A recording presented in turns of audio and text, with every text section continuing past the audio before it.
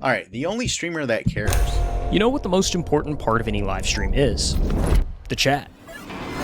I love chatters. As a matter of fact, YouTube, because this is going to go on YouTube. If you ever want to catch me, Tenshigl live on Twitch all the time. Not really. I still don't have a schedule. Anyways.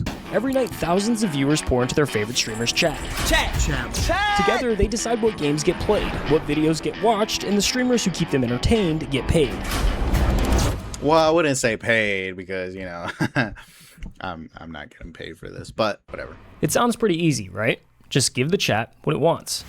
The problem is, chat never wants just one thing. There's thousands of people all asking for something different, and no matter what you do, someone's unhappy. The biggest streamers learn to follow the majority and keep the party moving, because stopping everything for one unhappy viewer is the cardinal sin of streaming.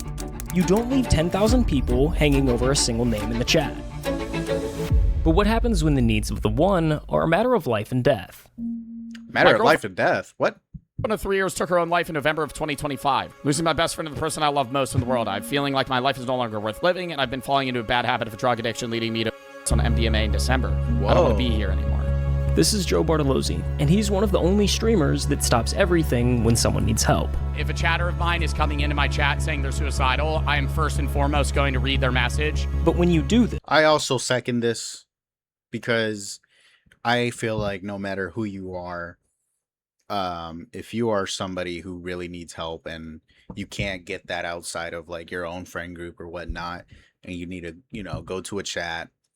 I mean, it's like a hit or miss. You know, some streamers don't really care about the chatters enough to stop and just, you know, talk or whatnot, or even acknowledge the chat. But I feel like, you know, mental health is one of the most important things for many people, even for streamers. So, and I know Joe Bart really cares about it that much that, you know, he would stop.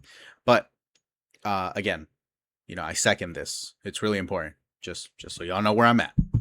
When you make yourself the person people turn to at their lowest, you're also now the one who has to carry the weight of it. That is true. Yeah, that's it. Actually, guys, no, I'm just kidding. Now you're surrounded by darkness. Today I decided to end everything. Got a shotgun, can't find it in me to love myself. Now you're giving away pieces of yourself to everyone around you. People are genuinely asking me to fix their problems. I can't. Now it feels like the whole world is on your shoulders. Now I'm going, oh, if I stop posting, people are going to start themselves. That's a heavy weight to pick up, and we wanted to know why. Who is Joe Bartolozzi, and why do you care so deeply about some of the things that you do? Which is maybe a little deep for 10:30 in the morning, but no, it's all right. Yeah, a little deep. Joe Bartolozzi was born on February 6th, 2002, and grew up in southern New Jersey.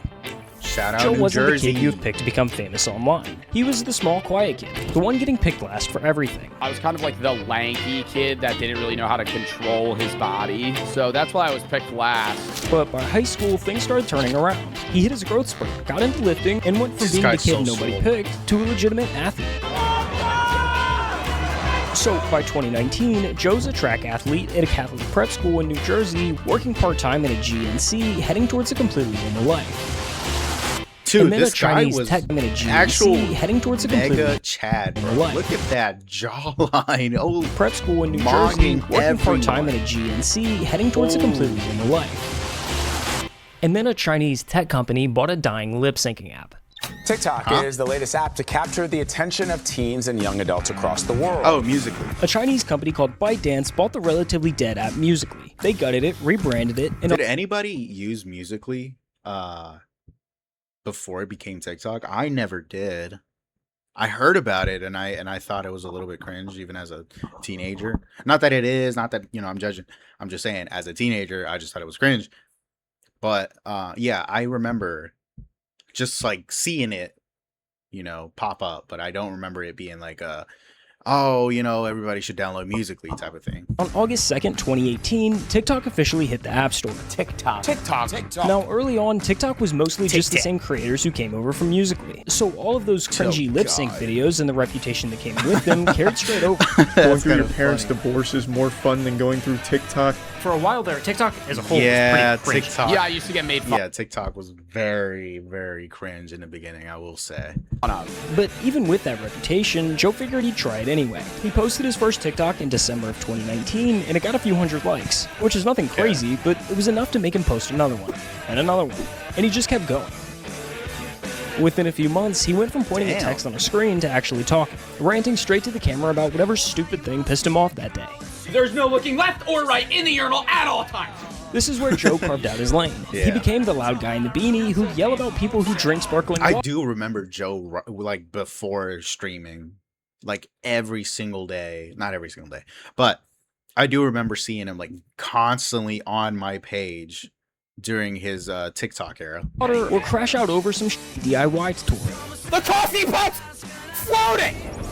By the time COVID hit, TikTok was becoming a mainstream platform. Suddenly, TikTokers were performing at NBA halftime shows or hanging with the Kardashians. You guys remember the floss kid? Oh. Sorry, my bad. You guys remember the floss kid? Or who else? Who was like a really popular like a one hit what is her name? Brigdoli? Bad Baby Girl, whatever her name is. Who else? I can't think of it off the top of my head. But those people really fell off hard. Like I see the backpack kid, the guy that did the floss, right?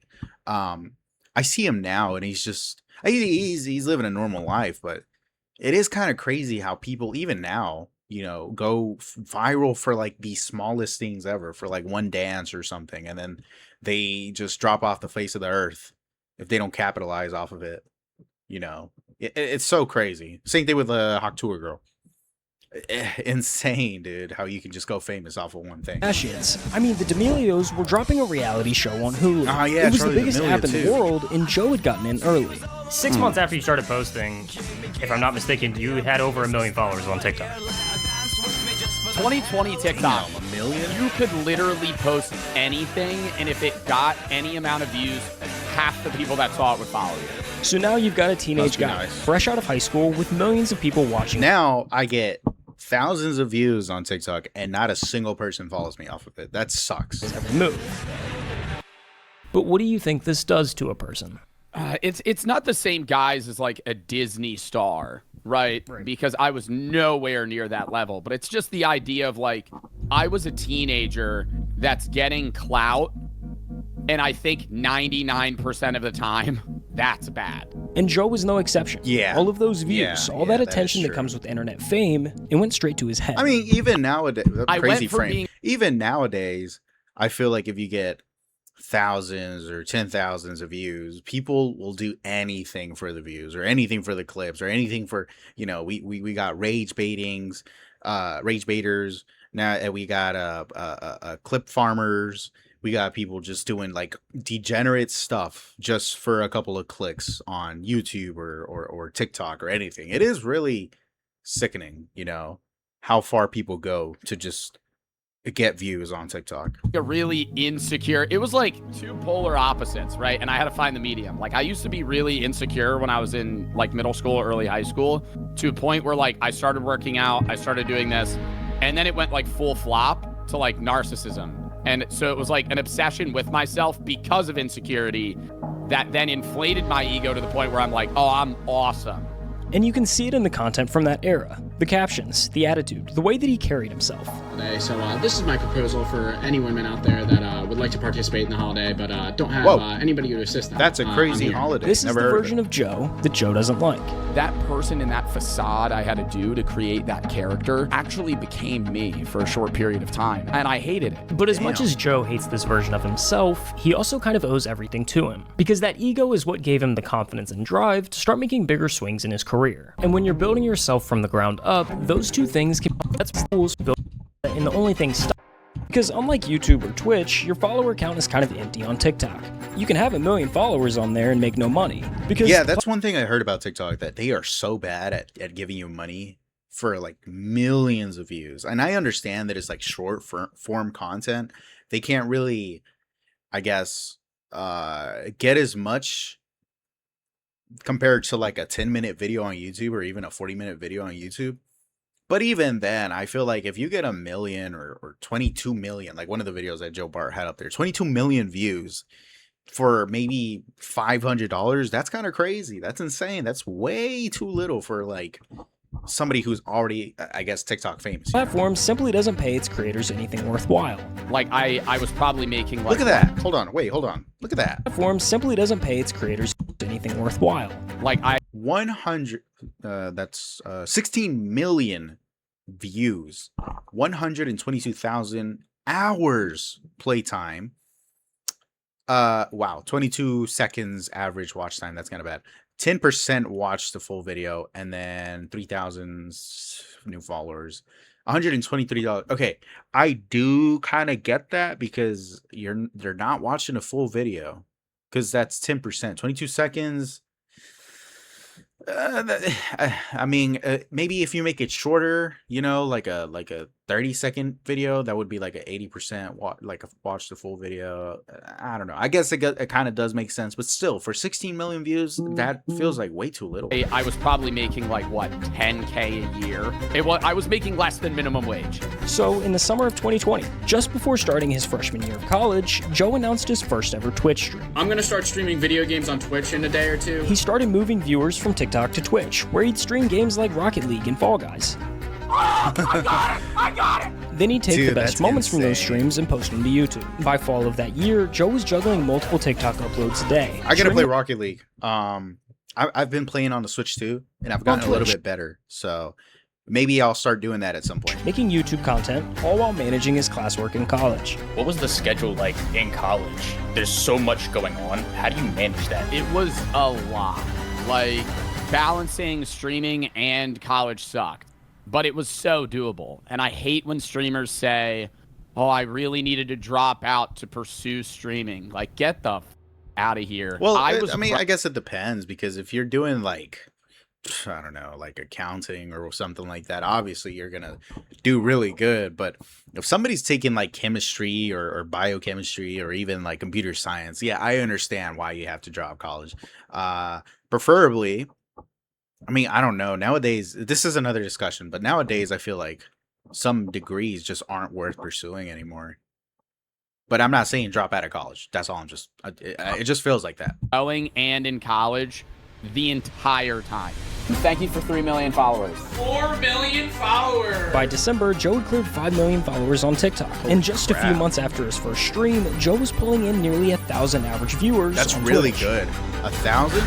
Like, I was so obsessed with performance.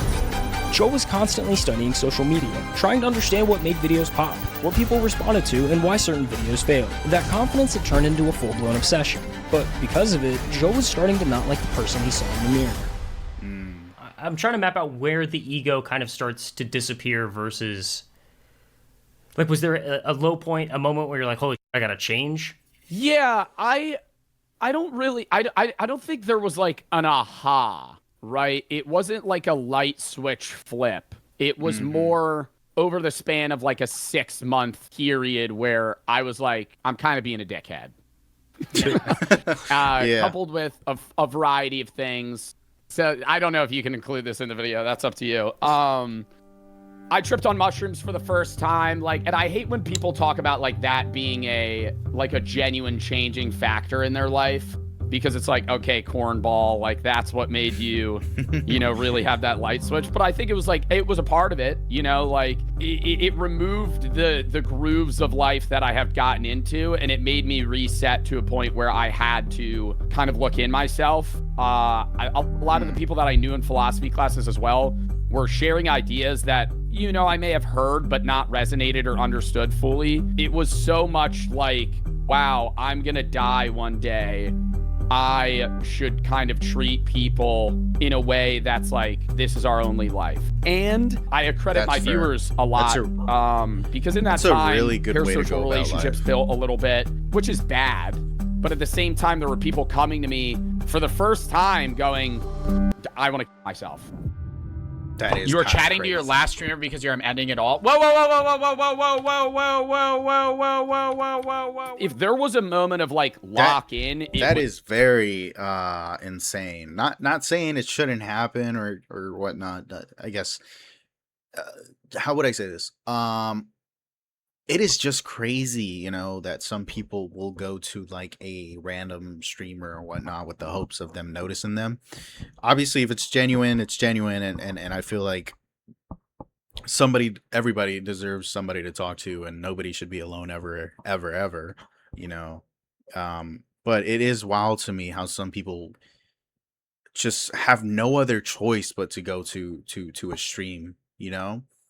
And again, like if this were to ever happen in my stream, you know, I will, you know, hopefully it's nobody that's faking it, right? Because that will be something I would be angry about, because you don't play around these type of things. But I would hope that if that were to ever happen, I would be in a I would be the best help I could be, you know, for that person. is that. What happened? One of my subs just said he's gonna himself. Dude, do you need help? Because I was going, yeah, even though I'm 19, you know, there are people that actually look up to me in a way that's like, I need to be better at. Life is the best thing that will ever happen. No matter how bad it can get, life is amazing. Now, put yourself in that chair for a second. You're 19 years old. You started streaming to play video games, to have fun and make people laugh, and somebody you've never met just told you they're planning their own death. And out of everyone in their life, they picked you to tell. Crazy, I feel like man. no one cares, and I want to end it all life. That feels like such a big burden to just like go into somebody's chat and then say that, like like for the streamer, you know.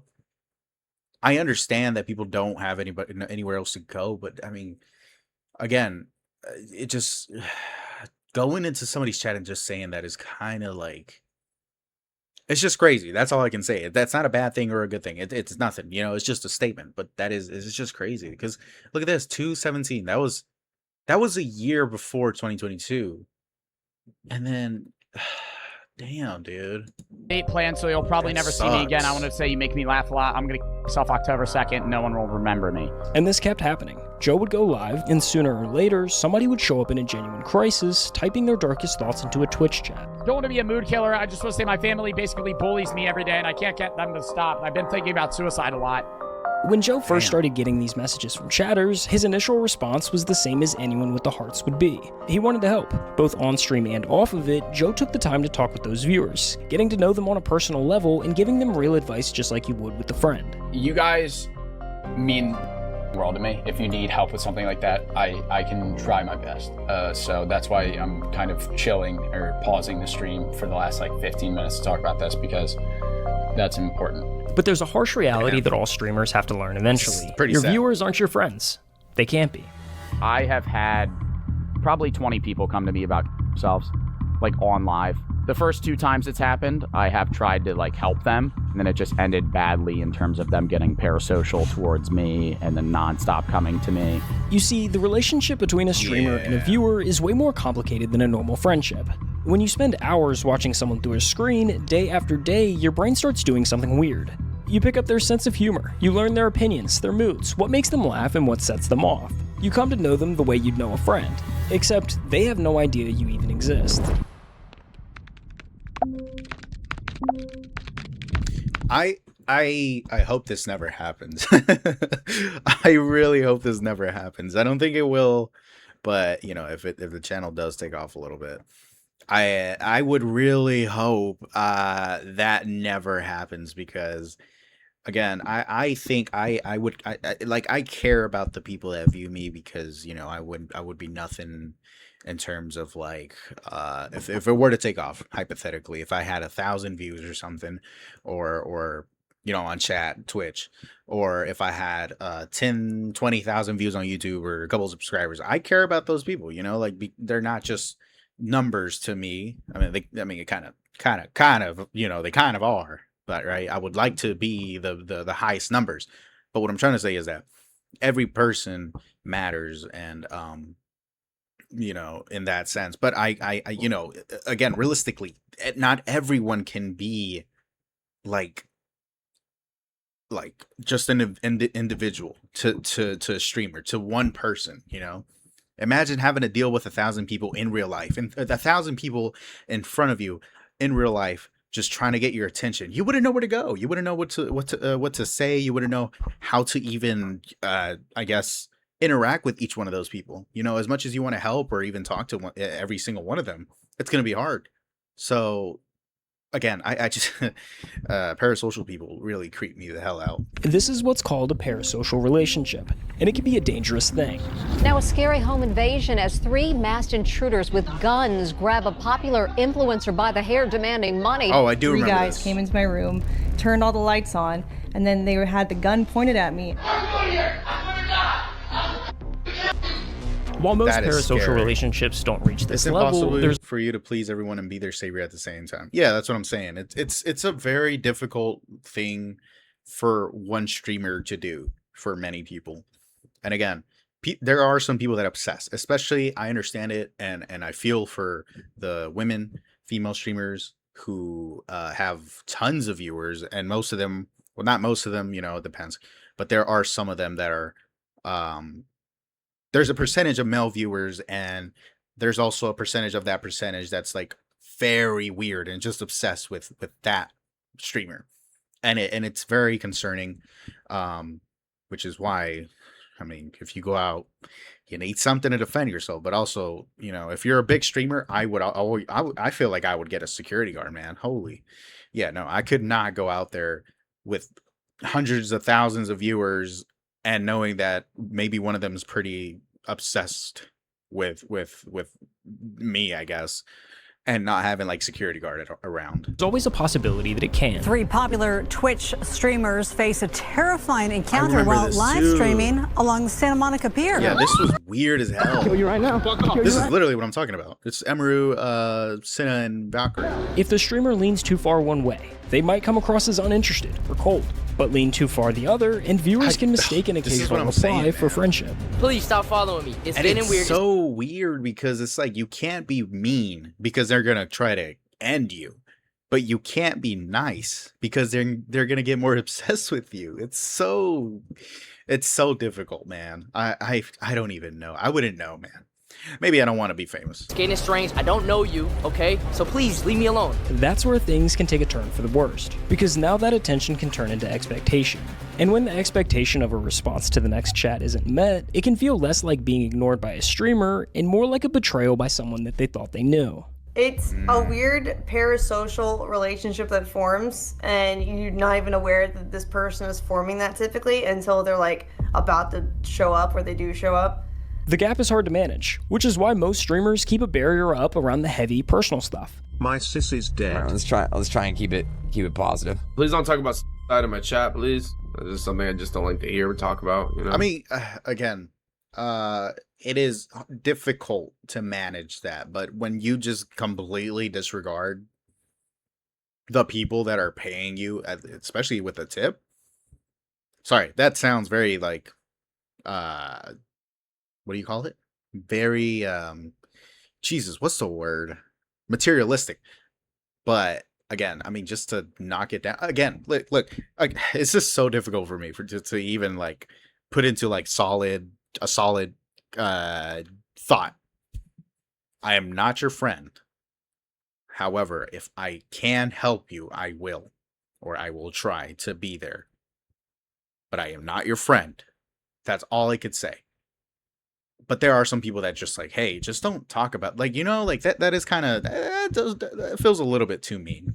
And you can't really blame them. At the end of the day, streamers are supposed to entertain. At some point, there has to be a boundary between caring about the people watching and becoming responsible for everything that they bring into the chat. They become too attached to you, where they see you as an actual friend that they have. So I feel like that is kind of a boundary that you have to set as a streamer. But it's hard to gauge where that line is. Joe had every reason to draw that same boundary. He'd answered the heavy messages, taken conversations off stream, and learned what could happen when things become too parasocial.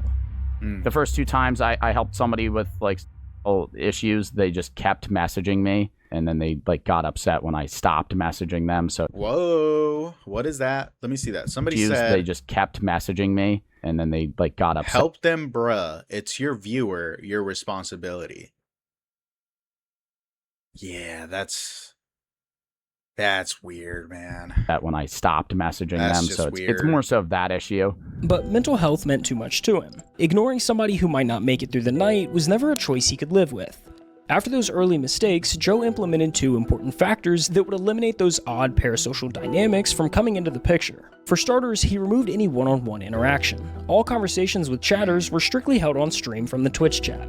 I've prepared to go, tired of waiting for things to improve. You are my escape. Thank you, dude. If you're saying you're gonna kill yourself, don't. I know this was 10 minutes ago. I hope you're still here. And second, but most importantly, he made the pivot from trying to be the help himself and became the middleman. Fine if you're depressed and you want to come to me for advice, but when it comes to the gravity of seeking an expert is better than seeking Joe Bartolozzi, a Twitch streamer, TikToker. Yeah. I don't know anything about, like helping people with their mental health. If you need help, go to a specialist. Go to a therapist, please, for the love of God. If you need help, go to a therapist. Find help. Help. For those who came into the chat looking for help, Joe was there to give them a few encouraging words and push them in the right direction. I've had not so good thoughts, if you know what I mean, and listening to your advice and others has helped me even during those hard times. If you ever have thoughts, reach out to somebody, genuinely. Go to a therapist, psychiatrist, talk to somebody that can help you. It's not the answer. Like, there's only so much I'm able to do as a creator. Especially seeing that I don't know the person. So that's why I try to do the charity streams for 988 or AFSP or Trevor Project. We're doing reactions today. And it's a charity stream. We raised $2,700, which was matched 3x by the Melinda Bill Gates Foundation. So dub in the chat for that. Goes to a good cause, saving lives. And for a while, this worked pretty well. While it I really hope I can do that one day. I would love to. I've always said this, and I really hope that I can keep this promise or this mindset of like, if I ever make a crazy amount of money on content or whatever it may be, I would really hope that I can just do charity work, do a lot of like what do you call it? Just charity, just help out people, build schools and whatnot. I would love to help out my community and stuff like that. But yeah, I mean, that's kind of like I guess, as selfish as it is one of my dreams, if that makes sense. Joe's brief but encouraging words were actually making a difference in people's lives. I've been subbed for a year now, and I want to say thank you for helping me through this past year with having to deal with my grandpa's suicide and my own personal problems. You're definitely my favorite top streamer, and I hope you never stop. But by the time Joe graduated college, things had started to change. His viewer count climbed to some of the highest in all of streaming, and managing the expectation of that many chatters is a totally different beast. Like right now, I average 10K. Chat's horrible. 10K is crazy. Yeah, I gotta lock in. I want to get into the videos. I'm starting to get stressed the f*** out. I'm starting to get stressed the f*** out. I could tell this was gonna happen at the start of stream when I got like 9 messages just unloaded onto me. With this many viewers watching, Joe found himself caught between 2 groups that wanted completely different things from him. Because on one hand, some viewers felt that he wasn't doing enough to help. I guess even my favorite... But it's like, how much can one person do, man, to just help 10,000 viewers? That's insane, man. You can't just put that burden on one person only. That's crazy. Streamer doesn't care about me. Lame comment. I have 5,000 people in my stream that are spamming right now. I'm also playing a video game, and then I don't respond to you, and you pull this... I guess even my favorite streamer doesn't care about me. No, that's just seeking attention. That's bullshit. Guilt trip here. But on the other hand, there was a totally different group of viewers that were tired of the stream constantly stopping. Jesus, dude, I like watching your streams, but when you go on rants like this, that's all you do all the time. That's annoying. Play the game. Do me a favor and never watch me again. Do me a favor and go f*** yourself. No matter what Joe did, someone felt ignored, and the messages were starting to get more demanding. Early on, people would briefly mention that they were struggling, and Joe would offer a few words of encouragement. Now, they wanted more. Like every stream, it's been getting more and more and more and more like involved, where people are genuinely asking me to fix their problems. I can't. I'm sorry. But the hardest part was figuring out who genuinely needed help and who was only looking for attention. How do you balance keeping everybody happy and then also sorting through people who are just doing it for attention? I mean, that's the struggle. Because I'm a suicide prevention advocate, that is an avenue that a lot of people use to manipulate their way into being noticed or speaking to me on stream. And so, yeah, if there's 10 chats saying they're suicidal, 6 of them are fake. I mean, I would even go further and just say like maybe 8 or 9 of them are fake, because it's kind of crazy. Like it is a crazy mindset, and maybe it's not true, but having 9 out of 10 people a day saying they are feeling that sort of way, I don't think that can just be true statistically, right? I don't know what the statistics are, but yeah. Because I do so much mental health advocacy, the amount of people that come into my chat and fake being is absurd. I had one chatter that came in and they say, hey, I'm the mother of so-and-so. He took his own life. I just wanted to let you know you were his favorite streamer. I don't know, man. The first thing you did when someone does that, you go on Twitch and text or chat on their favorite streamer's stream. That's kind of great. That's got to be sorry that he took his life. I don't really know what to say. I'm sorry. I hope you're all right. I'm sorry for the loss of your son. Come to find out, they come back a month later and they're like, my brother typed that, banned his, blocked him. You're the chatter? I knew that, bro. I'm banning you, man. That's fucking weird as shit. This leaves Joe stuck making a decision that's difficult to get right. Yeah, if I'm being honest, I think a large portion of people that come into my chat and say stuff that's idle are lying. But I have to treat them all as if they're real, because then I could, on an off chance, not take somebody seriously that is serious. And that's the worst thing you could do. Ignoring the wrong message could have serious consequences, but responding to every message was impossible, and the pressure of trying was beginning to wear him down. I feel bad, and I've talked about this. It's like, I wish I could help, but like sometimes I can't, you know? Yeah. Like there's only so much I'm able to do as a creator, especially seeing that I don't know the person. But there's one message that weighs on Joe the most. It's one that he's heard over and over again, that for some viewers, he's the only reason that they're still alive. That's also a very tough burden to feel, you know? Crazy thing to say. You were there when my dad passed. I understand feeling grateful for a content creator's like humor, the way they can cheer you up and whatnot, but solely putting putting the reason that you haven't committed anything on just one person, instead of saying, hey, I had the willpower, I was strong enough to not go through with this, should be the way that you should go. You know, not just because of some funny streamer, because of some funny YouTuber. I understand that maybe they can help you out a little bit with advice and whatnot, but I feel like whenever you go through things and you end up, you know, thankfully not committing, and you end up actually pushing through your depression or whatever it is, your mental health problems, I want people to actually just think it was yourself, it was me, it was, you know, like my own being, because I was able to push through it, I was able to put everything aside, I was able to have the willpower and the mental strength to be able to, like, you know, live my life. You know, not just put it on one, like, again, you're putting it on one person only, and they feel that burden. And it's great that you think that somebody helped you out, right? It's great that you think that you have someone there, and it's great. That probably, you might think that makes them feel great, but also it might make them feel like there's a lot of responsibility on them, you know? Me from ending my own life more than anyone should. I've realized so much because of you. I can't thank you enough. You unknowingly have helped me with a lot. My life has gotten a lot better since watching you from your philosophy stuff. Never had a favorite streamer until I watched your streams, and it kind of saved my life, no pressure.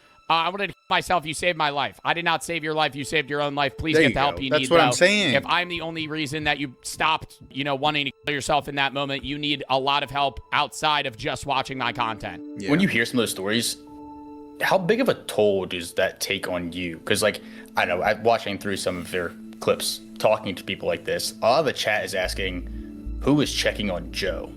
I mean, I'm starting therapy soon. I'm not saying it's bad to have my videos as like something to fall back on to make you feel happier versus like, I'm suicidal, your videos are the only thing that's keeping me alive. Take a second and think about what that actually means for the person receiving it. Somebody just told you that your uploads are load-bearing for their existence. Don't tell me that. Like, I'm glad I'm able to help, man, but like, get help. Like, get help. Please. So what happens if you take a break? Feel like I would what need happens if you burn therapy. out and quit? On some level, Joe now feels like he has to keep posting, because somewhere out there, somebody's hanging on by his streaming schedule. There will be people that will like come to my chat and they're like, hey, you prevented me from killing myself because I saw one of your videos and it made me laugh. On surface level, that's great. If you're me, now I'm going, oh, if I stop posting, people are gonna start killing themselves. And beyond the pressure, there's the sheer exposure to darkness. Joe's DMs and chat are a constant stream of people's lowest moments. And when you're surrounded by that much pain for that long, it eventually starts to get in. That's like the one thing is the emotional drain, I guess. Like I put a lot out. After every stream, Joe sits there for an hour just coming back down from what the job took out of him. Like when I'm done stream, I get off. I literally sit there in like silence for maybe Dude, oh my goodness. I mean, it's obviously more for him than me, but I literally every time I end stream, I'm just like, okay. Like I'm all talkative and whatnot at the end. I'm like, thank you for watching, blah blah blah. But then as soon as the cameras are off, I'm just click. I'm doing the clicking sound. Like it's just quiet. It's just so silent. It feels a little bit weird, to just all of a sudden, like understand that you're kind of just alone and and at your desk. An hour. I need like time to decompress, just because that is a lot at times. It takes a toll, and I've gotten used to it. But it kind of builds. Like I'll be good for a month, and then there'll be a week where I'm just like not there emotionally, I guess. Yep. And that's like a problem. I'm not crying. I just So yawn. the obvious question is, why keep doing it? Every other streamer proved you can just let the messages scroll and the career survives. Joe could put up the full wall tomorrow and nobody could really blame him. I'm not sitting here acting like I'm some role model, but if people are going through stuff and I recognize that they're watching my content to help them, that I want them to have some sort of guidance of redirection to be better themselves and also better their own mental health in a way that's good for them. Joe did the math and decided helping people is worth what it costs him. I enjoy making people happy more than the other aspects of the job. And that's what enables me to deal with this too. Like a lot of people are like, oh, push through the negative because you make money. I think I push through the negative because I can affect people more positively here than any other job that I could possibly be doing. But once he saw what his platform could do for people at their lowest, walking away from that stopped being an option he could live with. Thank you. My mom was diagnosed with cancer about 9 months ago. Sorry to hear that. We would watch your videos and streams. We loved your philosophy streams. She also majored in philosophy. Really? A week ago, I found out she has two more days to live. One of the final things we did was watch one of your YouTube videos. Your videos remind me of good memories. She passed away yesterday and you helped me cope. Just wanted to say thank you so much. You helped more than you'll ever know. Damn. Yeah. Oh my God. Yo, that's just gonna make me cry. It's a fucking weird job, dude. It's a weird job. Yeah. Doing social media. There's a lot of but it's one of the most like rewarding experiences. Just to be able to be someone to help other people is something that I want to do. Yeah, the money's good. Yeah, it's fun to play video games and shit. But like on a deeper level, dude, being able to make people's days is like genuinely what I want to do. And I'm glad that I can. Damn. Damn. There is a single Wow. That was a heavy. You know what the most important part of any live stream is? That was a very heavy video, I guess. I wouldn't even know what to I don't even know what to say. Yeah. Yeah, that again, why is this not working? Sorry.